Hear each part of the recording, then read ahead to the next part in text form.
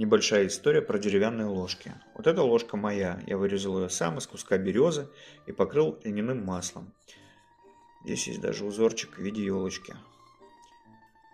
Было интересно поработать с деревом. Собственно, вышло вот так вот. Первое время я ел ей практически все, а потом благополучно про нее забыл.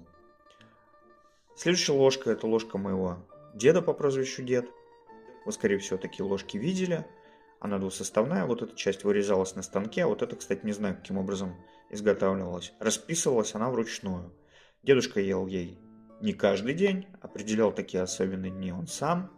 Он говорил бабушке: а ну-ка дай-ка мою деревянную ложку, я буду ей есть кашу. Ел он ей в основном каши. А вот эта самая старенькая ложка — это ложка моего прадеда. Она выполнена вручную, расписана, само собой, тоже вручную. И я помню, как он ел этой ложкой щи из кислой капусты.